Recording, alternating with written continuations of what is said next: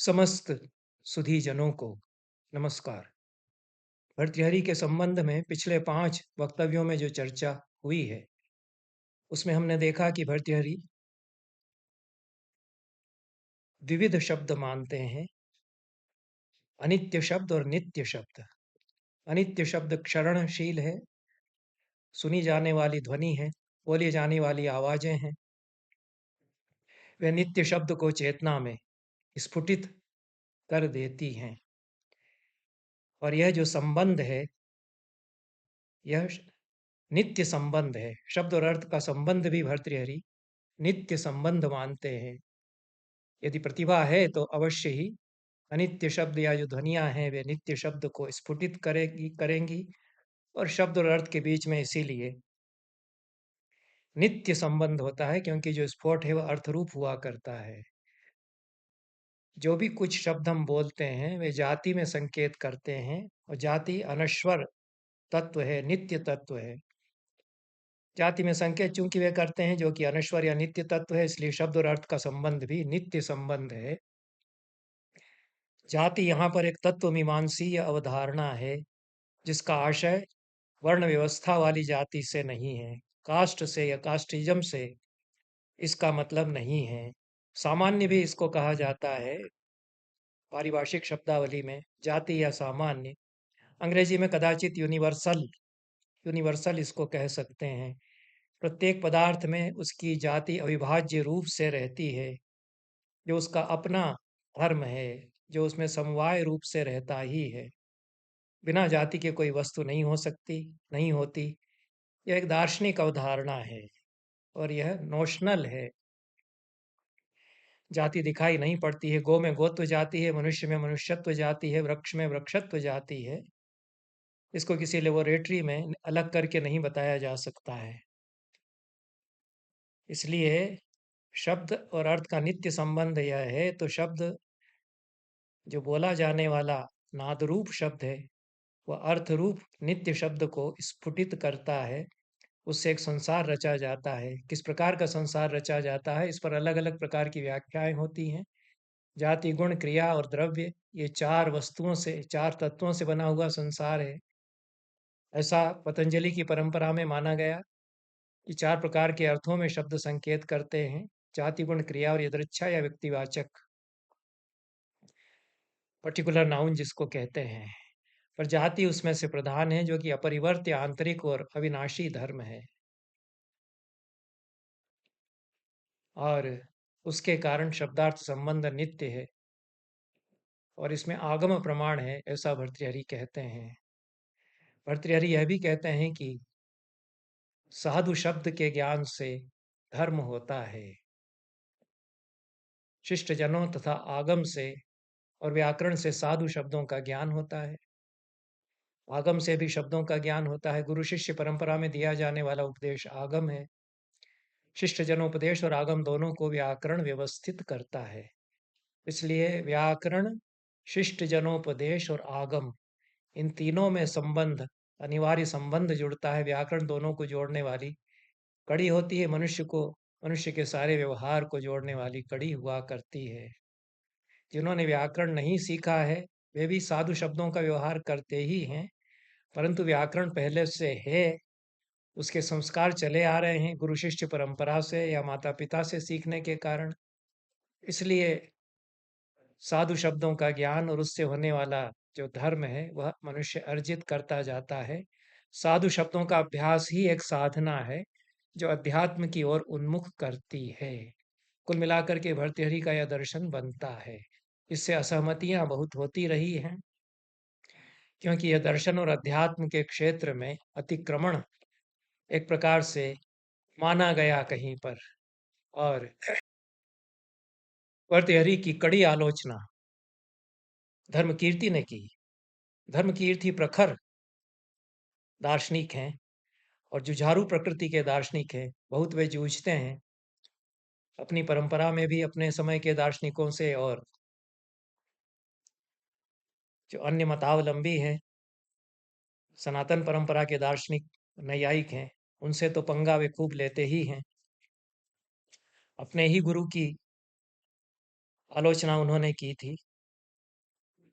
तो भर्तृहरि का तो विशेष रूप से भाषिक व्यवहार जो है उसको लेकर के धर्मकीर्ति विरोध करते हैं, और उनका विरोध इसी आधार पर है। भर्तृहरि ने कहा कि साधु शब्द धर्म की प्राप्ति कराते हैं और अध्यात्म की ओर ले जाते हैं। इसकी आलोचना करते हुए भर्तृहरि ने कहा कि तद्भव शब्द सीधे अर्थ का बोध करा देते हैं। अर्थबोध के लिए वैयाकरण को बीच में आने की आवश्यकता नहीं है। जैसा कि सोमानंद जो शैव दार्शनिक हैं, वे भी भर्तृहरि को आड़े हाथों लेते हुए कह चुके थे कि आपको दर्शन और अध्यात्म के क्षेत्र में आने की आवश्यकता नहीं है। उसी प्रकार से तिग्नाग के शिष्य भर्तृहरि ने यह कहा कि जो तद्भव शब्द हैं वे सीधे अर्थ का बोध करा देते हैं, नैयायिक सीधे अर्थ का बोध करा देते हैं, और वैयाकरण को इसमें हस्तक्षेप करने की आवश्यकता नहीं, बताने की आवश्यकता नहीं है। भाषा का व्यवहार बहते हुए पानी की तरह होता है। जबकि नैयायिक और पतंजलि की परंपरा के वैयाकरण यह मानते आए कि अर्थबोध साधु या तत्सम शब्दों से ही होता है। भर्तृहरि दोनों विकल्पों पर विचार करते हैं, और यद्यपि टीकाओं में स्पष्ट नहीं किया गया है भर्तृहरि दोनों में से किसको सही सही ठीक से स्वीकार कर रहे हैं। वे कहते हैं कि अस्वगुण्यादय शब्दा साधवो विषयांतरे, वाक्यपदीय ब्रह्मकांड की 148वीं कारिका में अन्य क्षेत्रों में जो अस्वगुणी आदि शब्द साधु हैं उनमें साधुत्व स्वीकार किया जा सकता है। निमित्त भेदात सर्वत्र साधुत्वम च व्यवस्थितम। निमित्त भेद से जो भी आशय, अभिप्राय और प्रयोजन है उनके कारण साधुत्व तो उनका माना ही जाएगा, तो साधुत्व उनमें स्वीकार कर लिया जाएगा। आगे वे कहते हैं कि एवं साधु प्रयोक्तव्य योपभ्रंशः प्रयुज्यते तेन साधु व्यवहितः कश्चिद अर्थो विधीयते। साधु शब्द का प्रयोग करना था, उसके स्थान पर अपभ्रंश शब्द का जो प्रयोग किया है उससे साधु शब्द के व्यवधान पूर्वक अर्थ का बोध शिष्ट जन कर लेते हैं। यह शिष्ट जनों की अर्थबोध की प्रक्रिया की दृष्टि से कहा। अन्यथा जो वक्ता है यदि वह अपभ्रंश असाधु शब्द का प्रयोग कर रहा है, उसको इष्ट है अर्थबोध कराना, तो उससे अर्थबोध हो जाएगा। ऐसा भर्तृहरि दोनों विकल्पों को स्वीकार करते हुए मानते हैं। और शिष्ट व्यक्ति के लिए असाधु या अपभ्रंश शब्द पहले साधु शब्द की स्मृति कराएंगे, क्योंकि उसको तो संस्कार है, और वह सुसंस्कृत व्यक्ति होने के कारण गो के स्थान पर गोणी, गोपतलिका इत्यादि जो कुछ भी यदि अपभ्रंश भाषा में, ब्राह्म भाषा में कोई कहता है, गोरु कहते हैं बुंदेली में, तो उसको जो शिष्ट जन हैं वो गो शब्द का व्यवधान उसमें लेकर के पहले गो शब्द को ग्रहण करके फिर उससे अर्थ ग्रहण करेंगे। शिष्ट सम्मत प्रक्रिया यही है। अपभ्रंश शब्द साधु शब्द की स्मृति कराते हैं, और स्मृत हुए साधु या तत्सम शब्द से अर्थ का बोध हो जाता है। उससे संस्कार बना रहता है, और चेतना में जिस अर्थ की विश्रांति होती है वो परिशुद्ध अर्थ होता है। भर्तृहरि का आशय है। धर्मकीर्ति ने इसकी कड़ी आलोचना की। भर्तृहरि ने यद्यपि विकल्प दिया था कि निमित्त भेद से असाधु शब्द विषयांतर में साधु स्वीकार किए जाएंगे, पर यह जो एक प्रक्रिया शिष्ट जनोचित भर्तृहरि ने बताई, इस पर धर्मकीर्ति ने आक्षेप किया है और उसको वे स्वीकार नहीं करते हैं, और कड़ी आलोचना उन्होंने उसकी की है। उनकी आपत्ति है कि असाधु शब्द सीधे अर्थबोध कराने की शक्ति नहीं है। यह एक तत्वमीमांसी आपत्ति आती है। यदि असाधु शब्द में सीधे अर्थ का बोध कराने की ही शक्ति नहीं है, तो उसमें साधु शब्द की स्मृति कराने की शक्ति कहाँ से आएगी? यह धर्मकीर्ति कहते हैं। भर्तृहरि की दृष्टि से कहा जाएगा कि शिष्टजन का जो संस्कार है, उसकी प्रतिभा से स्मरण वह करता है। साधु शब्द का और जो शिष्ट जनोचित उसमें अर्थ है, परिशुद्ध अर्थ है, उसका वह स्मरण कर लेता है। धर्मकीर्ति ने अपने प्रमाण वार्तिक में तथा अन्य ग्रंथों में इस पर विचार किया, और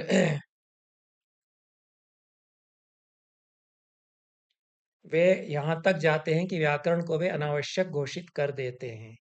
व्याकरण का कोई काम ही नहीं है, और व्याकरण का एक काम है साधु शब्दों को बताना। यदि असाधु शब्दों से ही अर्थबोध हो जाता है तो व्याकरण का कोई प्रयोजन ही नहीं है। यह तो बहुत बड़ा वक्तव्य एक प्रकार से हो जाता है, और पूरी जो भारतीय दार्शनिक परंपरा है वह व्याकरण को सारी विद्याओं का मूल मानती आई है। उस मूल पर यह कुठारोच्छेद भर धर्मकीर्ति करते हैं, और उनकी दृष्टि से कुठारोच्छेद करना उनके लिए बहुत आवश्यक है। उनकी अपने सर्वाइवल के लिए आवश्यक है, क्योंकि सबसे बड़ी आपत्ति तो नित्य संबंध जो शब्द और अर्थ का है उसको लेकर उनको है। तो शाश्वतिकतावाद उनके लिए सबसे बड़ा एक तरह से आपत्तिजनक सिद्धांत है, वो चुनौती भी है। जो क्षणभंगवादी दर्शन है उसका नित्यता से कोई तालमेल हो नहीं सकता है, नित्यता का दर्शन उसमें अट नहीं सकता है। धर्मकीर्ति कहते हैं कि शब्द का अर्थ से संबंध विवक्षा या बोलने वाले के अभिप्राय से, वक्ता के अभिप्राय से निर्धारित होता है। शब्द वास्तविकता या स्वलक्षण को नहीं बताते हैं, जो बौद्ध दर्शन का सिद्धांत है। शब्द अर्थ को छूते ही नहीं है, छूते छूते रह जाते हैं, ऐसा धर्मकीर्ति कहते हैं। यह भी उनका वचन बहुत उद्धृत होता है। नहीं शब्दा स्पृशन्ति अर्थान, वास्तविकता को वे नहीं छूते हैं, और स्वलक्षण वास्तविकता है, स्वलक्षण को वे नहीं छूते। स्वलक्षण तो एक कोंद में झलकता है और तिरोहित हो जाता है, फिर उसको पकड़ते पकड़ते रह जाते हैं। प्रमाता भी उसको पकड़ते हुए रह जाता है, नहीं पकड़ पाता है, और शब्द उसको पकड़ते पकड़ते रह जाते हैं, क्योंकि स्वलक्षण अव्यपदेश्य शब्दों से परे है। शब्दों का जो अर्थ है वह शब्दों का जो अर्थ है वह शब्दों से परे है। शब्द विकल्पों को जन्म देते हैं, वासना और स्मृति के द्वारा विकल्प बनते चले जाते हैं, विकल्प वास्तविकता तक पहुंचने में असमर्थ हैं। यह धर्मकीर्ति का शब्दार्थ बोध का व्याख्यान है। तब शब्द जाति में संकेत करते हैं, जो कि शाश्वत तत्व है। यह तो स्वीकार वे कर ही नहीं सकते हैं। वे कहते हैं कि जाति या सामान्य यूनिवर्सल जिसको कहते हैं, नैयायिक और वैयाकरण, वह कपोल कल्पना है। और फिर अर्थ का बोध कैसे होगा यदि जाति नहीं मानेंगे? क्योंकि जाति यदि मान लेते हैं तो अर्थ बोध समझाने में बहुत ही सुगमता हो जाती है। हमने गो कहने पर अर्थ कैसे समझा? क्योंकि किसी एक गाय में गो शब्द संकेत कर रहा है, संसार की सारी गायों में संकेत कर रहा है। किसी एक गाय में यदि संकेत उसका मान लिया गया तो संसार की सारी गायों में संकेत नहीं कर पाएगा। यदि संसार की सारी गायों में संकेत कर रहा है तो सारी गायें तो एक साथ स्मृति में, बोद्धा के मानस में उपस्थित नहीं हो सकती हैं, इसलिए कैसे संकेत करेगा? दोनों तरह से आपत्ति आती है। इसलिए जाति एक यूनिवर्सल या सामान्य की परिकल्पना न्याय दर्शन में और व्याकरण दर्शन में की गई कि जाति युक्त व्यक्ति में संकेत करता है, या तो ऐसा मान लिया जाए, या केवल जाति में संकेत करता है ऐसा मान लिया जाए, तो उससे यह आपत्ति कि अर्थ का बोध किसमें होता है, यह आपत्ति नहीं रह जाती। धर्मकीर्ति और पूरे बौद्ध दर्शन की परंपरा इसको रिजेक्ट करती हुई, इसको अस्वीकार करती हुई ये कहती है कि अपोह के द्वारा हम अर्थ का बोध करते हैं। अतः व्यावृत्ति रूप जो अपोह है, जिस चीज का बोध किसी शब्द के उच्चारण से कराना है, तद व्यतिरिक्त अन्य सभी पदार्थों को हटाते चले जाते हैं, उनका अपोहन करते हैं। हटाते चले जाने पर जो वस्तु बचती है उसका बोध फिर हम कर लेते हैं अपोह के द्वारा। तो अश्व कहने पर अश्व भिन्न जितने पदार्थ संसार में हैं, वे अरबों खरबों पदार्थ हो सकते हैं, उनका अपोह होता जाता है, और जो बचता है उसका अर्थ हम ग्रहण कर लेते हैं। यह व्याख्या बौद्ध परंपरा की, बौद्ध दर्शन की परंपरा के अंतर्गत की जाती रही है। और भर्तृहरि जिस परंपरा को मानते हैं वह नित्य शब्दार्थ संबंध की परंपरा है, और उसके कारण उनका प्रस्थान पूरी भारतीय दार्शनिक परंपरा में शब्द ब्रह्मवाद के कारण व्यापक रूप से स्वीकार्यता अपनी प्राप्त करता है। उसके कारण भर्तृहरि का सर्वातिशायी प्रभाव पूरी संस्कृत साहित्य की परंपरा में, काव्य परंपरा में, काव्य शास्त्र परंपरा में, चिंतन परंपरा में प्रतिफलित होता हुआ हम देखते हैं। और इसका एक बड़ा उदाहरण तो भवभूति है। भवभूति अपने समय के बहुत बड़े दार्शनिक भी थे। इस पर चर्चा करने का यहाँ अवसर नहीं है, पर यह माना गया कि भर्तृहरि बहुत बड़े मीमांसक थे। एक परंपरा उनको मीमांसा के बड़े आचार्य उम्बेक से अभिन्न मानती है। एक परंपरा उनको विश्वरूप जो बड़े आचार्य हुए मीमांसा के, उनसे अभिन्न मानती है। पर भर्तृहरि तो बहुत बड़े पंडित कुल में उत्पन्न हुए थे और बड़े आचार्य भी वे थे। उतने ही बड़े वे कवि भी हैं। यह प्रश्न ही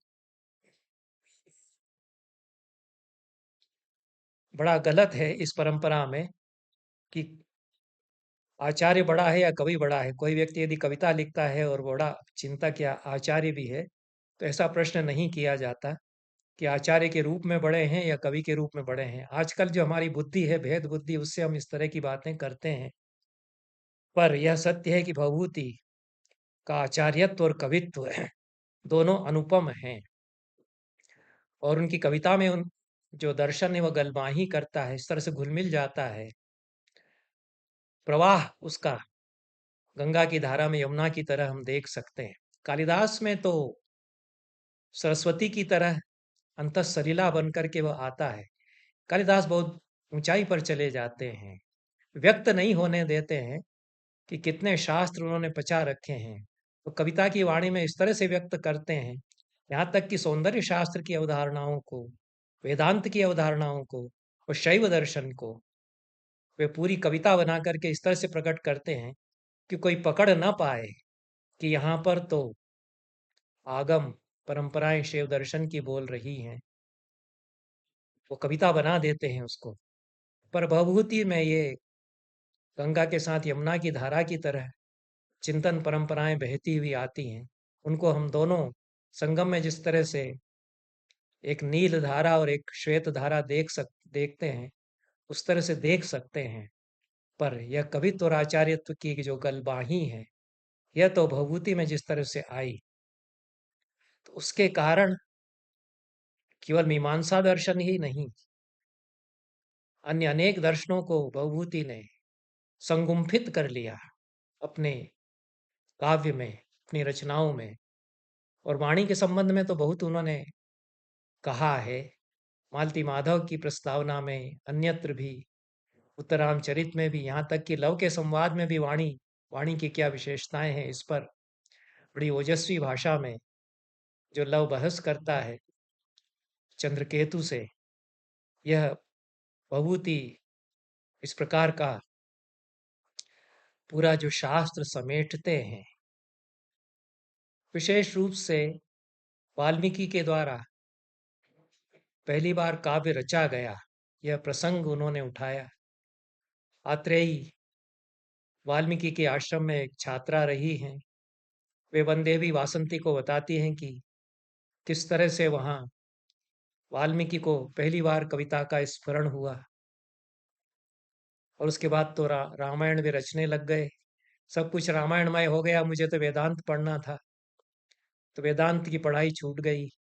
तो मुझे लगा कि अब मैं और किसी आश्रम में जाकर के पढ़ लूँ। अगस्त्य आदि कई ऋषि रहते हैं जो वेदांत पढ़ा देंगे, तो मैं तो वहाँ चल दी अब, ऐसा वह बताती है।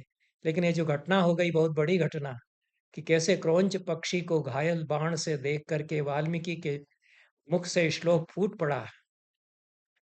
उसको सुनते ही वासंती के मुंह से भवभूति कहलवाते हैं। आमनायाद अन्यत्र नूतनश छंदसाम अवतारः। ये तो आमनाय वेद या आगम के अलावा छंदस या कविता का नया अवतरण हो गया। ये जो आमनाय शब्द है, वो छंदस दोनों ही वाक्यपदियम में आए। इति आमनाय विदो विदु और छंदोभ्य एवं प्रथम एतद् विश्वम विवर्तत, यह भी भर्तृहरि ने कहा। तो कदाचित वाक्यपदियम का संस्कार तो बोल रहा है, और शब्द वे लेकर के आ रहे हैं, हालांकि झलकने नहीं देते हैं। और आमनाय से छंदस छंदस का अवतार हुआ, ऐसा वे कहलवाते हैं। आत्रेयी आगे बताती है फिर कि क्या हुआ फिर। वह कहती है कि जब छंद रच लिया गया तो भगवान भूत भावन पद्म योनि वाल्मीकि के समक्ष अवतरित हुए, प्रकट हुए और उन्होंने कहा कि ऋषिवर, तुम वाक रूपी ब्रह्म में प्रबुद्ध हो गए। ऋषे प्रबुद्धोसी वाक ब्रह्मणि। यह ब्रह्मा के मुख से आत्रेयी के बयान में भभूति कहलवाते हैं। तद्ब्रूहि रामचरितम।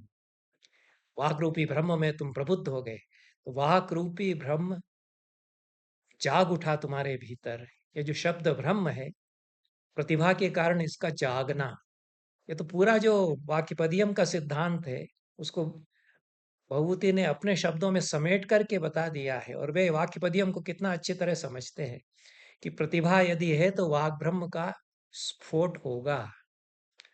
ये तो भर्तृहरि बहुत विस्तार से प्रतिभा के विवेचन में कह चुके थे। और कोई संदेह लेकिन नहीं रहने देते भवभूति। किसी को यदि संदेह हो कि नहीं नहीं ये तो अनजाने, ये तो मतलब चलते रास्ते आ गया, ये जबरदस्ती को रिलेशन वाक्यपदियम से नहीं खोजा जाना चाहिए, ऐसा कोई न सोच ले, उसको थोड़ा सा जता देते हैं भवभूति। कालिदास नहीं जताते हैं, लेकिन भवभूति जताते हैं कि समझ लो कि हम जानते हैं। तो यह तो ब्रह्मा ने कहा कि प्रबुद्धोसी वाग ब्रह्मणि, वाग ब्रह्म में तुम प्रबुद्ध हो गए, वाग ब्रह्म तुम्हारे भीतर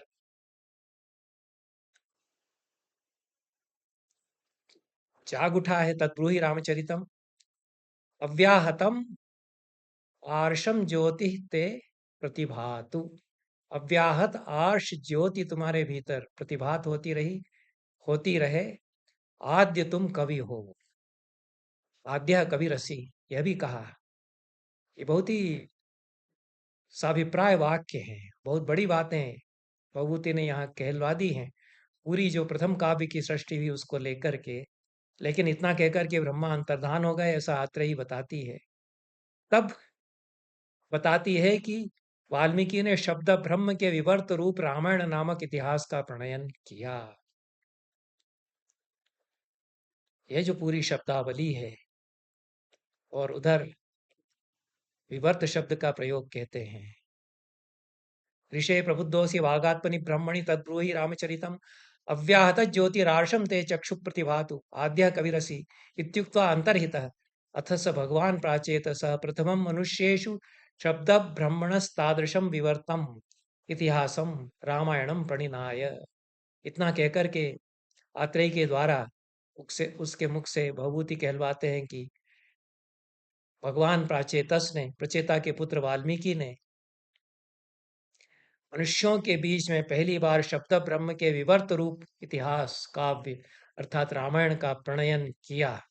तो ये जो शब्द ब्रह्म का विवर्त उन्होंने कहा है, और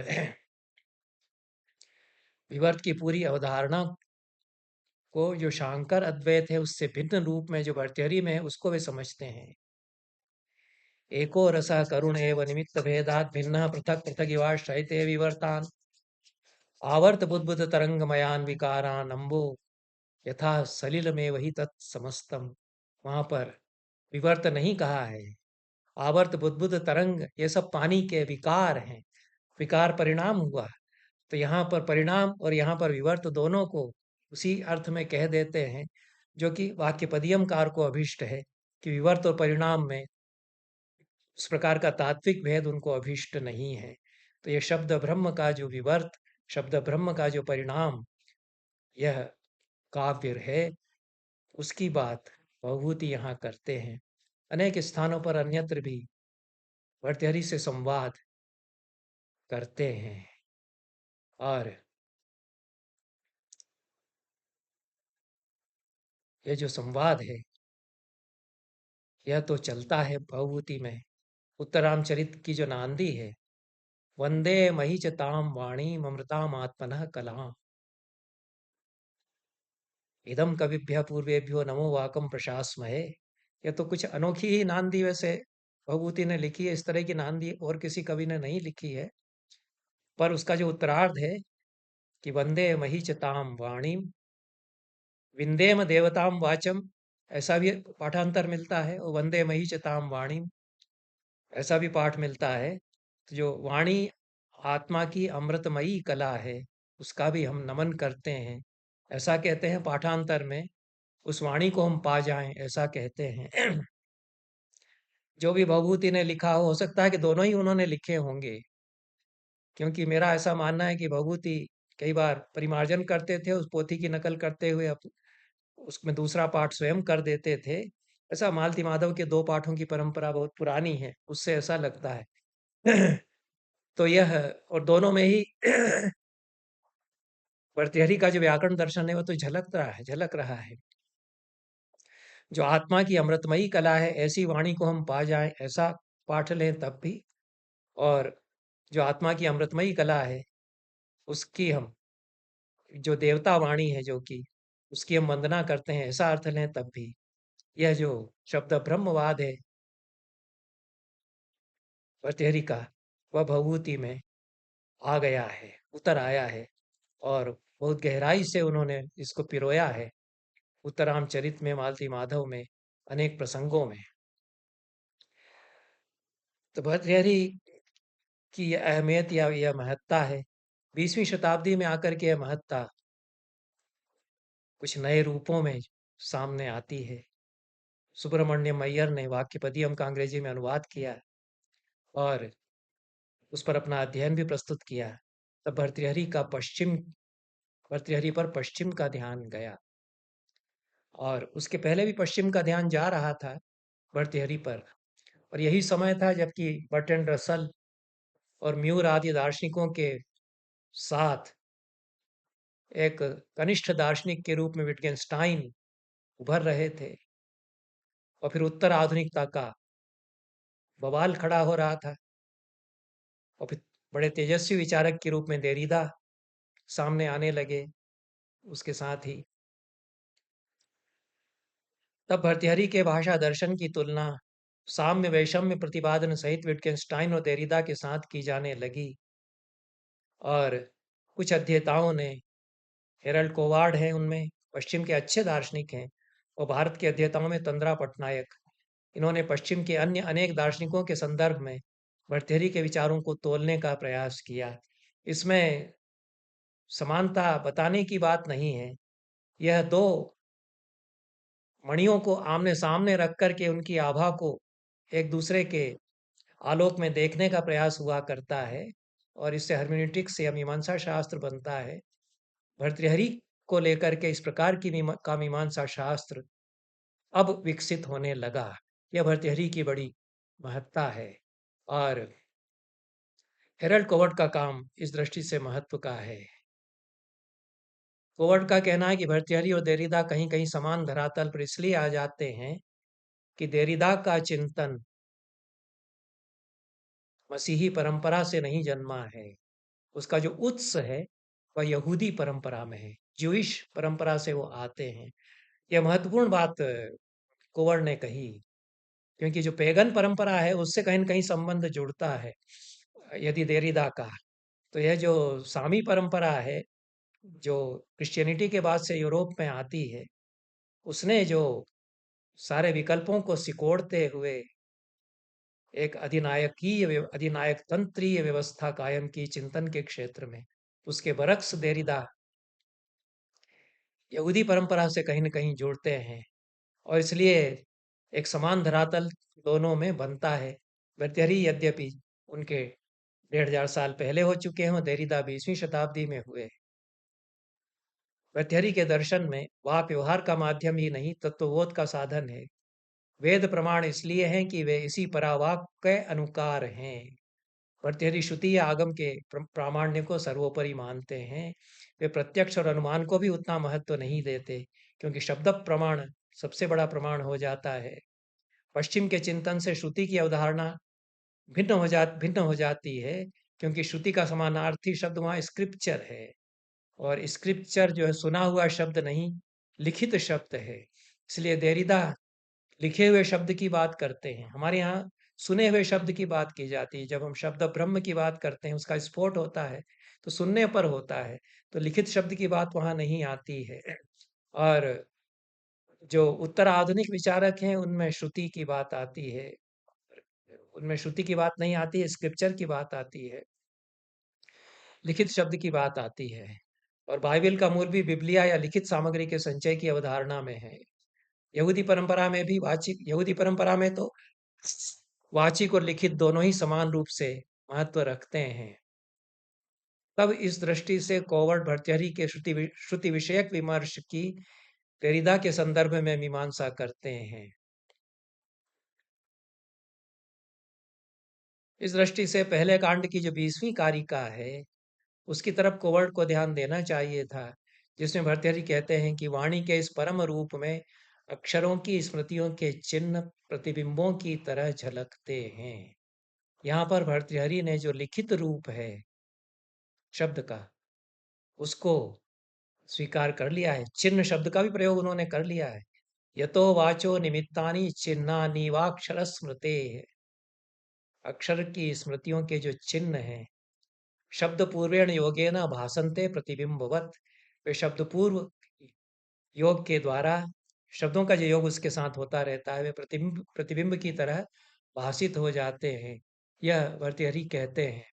तो कदाचित इसको भी विचार यदि किया जाएगा, तो देरिदा जिस प्रकार से लिखित शब्द और श्रुत शब्द दोनों पर विचार कर रहे हैं यहूदी परंपरा से जुड़े होने के कारण, उसी तरह से भर्तृहरि भी लिखित शब्द और जो उसका श्रौत रूप है, श्रुतिगोचर रूप है, दोनों पर विचार कर रहे हैं। क्योंकि रघुनाथ शर्मा जो अम्बाकर्तरी टीका के प्रणेता हैं, उन्होंने चिन्ह का अर्थ लिपि से ही लिया है।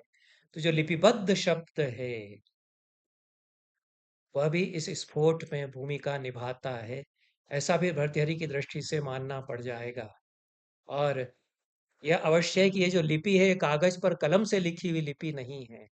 ये जो चित्त में संस्कार के रूप में अंतर्निहित जो लिपि है, वह लिपि यहाँ कही जाएगी। क्योंकि भर्तृहरि तो यही कह रहे हैं, चिन्ह जो स्मृतियों में रहते हैं, वे शब्द के योग से जागरित करते हैं। अब देरिदा मानते हैं कि पाठ के बाहर कुछ भी नहीं है।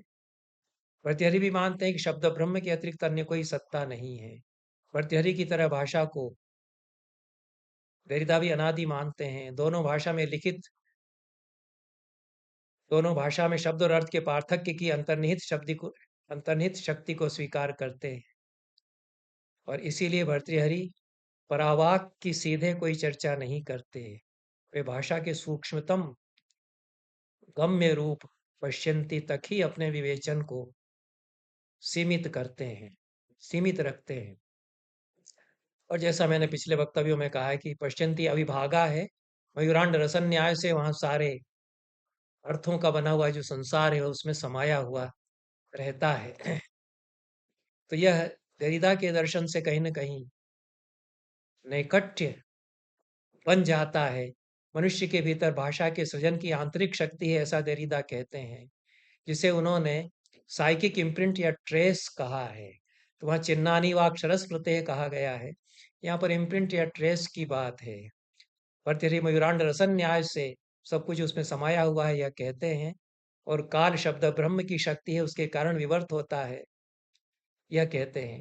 हेरल्ड कोवर्ट भर्तृहरि के काल शक्ति के स्वरूप को अद्वैत वेदांत की माया से तुलना करते हुए कहते हैं कि काल आवरण की अपेक्षा विक्षेप अधिक करता है और माया का कर्तृत्व आवरण पर अधिक केंद्रित होता है।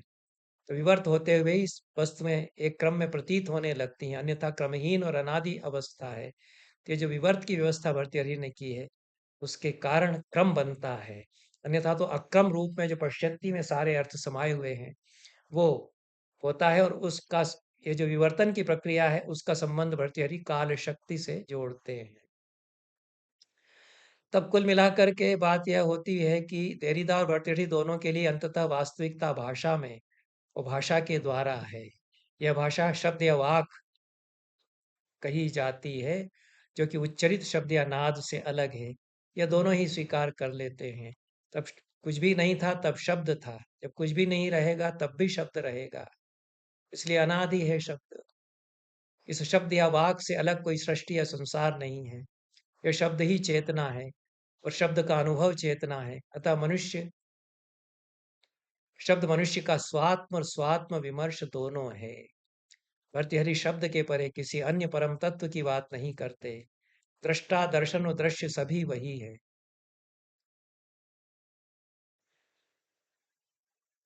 तब उपनिषदों की जो नेति नेति की शब्दावली है, जो परम तत्व बताने के लिए, परम तत्व के स्वरूप के निर्वचन के लिए उपनिषदों में लाई जाती है, वह नागार्जुन की अपोवादी शब्दावली भी बनती है आगे चल करके। उसको फिर भर्तृहरि अपनाते हैं। और यह जो परमावस्था है कि शब्द मनुष्य का स्वात्म स्वात्म विमर्श दोनों बनता है, इसको बताते हुए वे कहते हैं कि वह यही है यह नहीं कहा जा सकता, वह यह नहीं है यह भी नहीं कहा जा सकता, और एक है यह भी नहीं कहा जा सकता, पृथक पृथक है यह भी नहीं कहा जा सकता है, मिला हुआ है यह भी नहीं कहा जा सकता, और विभक्त है यह भी नहीं कहा जा सकता है। वह नहीं है और है भी, वह एक है और अलग अलग भी है। वह एक होकर अनंत शब्दार्थ संबंधों में व्यक्त होता है। वही दृश्य, दर्शन, दृष्टा और दर्शन का प्रयोजन भी बनता है।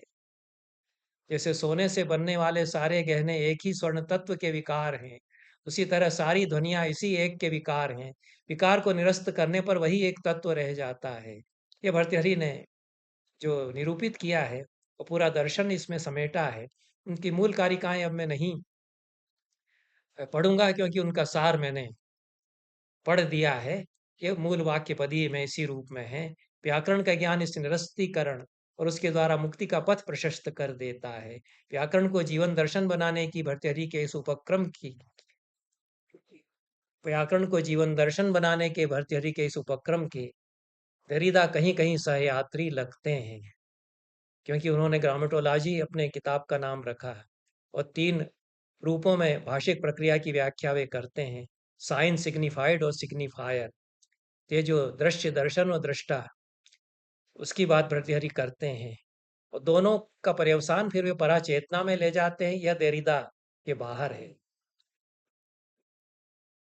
और भर्तृहरि के दर्शन में यह जो देरिदा कह रहे हैं, साइन, सिग्निफाइड और सिग्निफायर, उनकी व्याख्या स्फोट, अर्थ और ध्वनि के द्वारा, नाद के द्वारा की जाती रही है। तो यह जो चिंतन में संवाद हो रहा है, अनजाने हो रहा है, क्योंकि देरीदास से तो कोवर्ड ने कहा था कि आपके दर्शन पढ़ते हुए नागार्जुन का स्मरण आता है, तो बहुत भोले बन के उन्होंने कहा कि अच्छा अच्छा अच्छा, ऐसा कुछ देरीदा के बारे में जो किताब है कोवर्ड की, उसमें वो बताते हैं। तो हो सकता है कि उनको मालूम ना हो सकता है कि कुछ मालूम हो, क्या कह सकते हैं। देरीदा दार्शनिक हैं, बड़े दार्शनिक हैं। तो यह दरिदा के दर्शन के बारे में कुल मिलाकर के भर्तृहरि की जो मीमांसा है, उसको लेकर के हम इतना कह सकते हैं। अब जो थोड़ा बचा हुआ विचार है, उसमें भर्तृहरि और विटगेन्स्टाइन आते हैं, उस पर मैं आगे चर्चा करूँगा, क्योंकि विषय थोड़ा जटिल है। जितना मैंने स्वल्पमति से समझा, उसको सुबोध बना कर के कहने का भी प्रयास मैंने किया। आज का वक्तव्य यहीं पर समाप्त करते हैं। बहुत बहुत धन्यवाद। नमस्कार।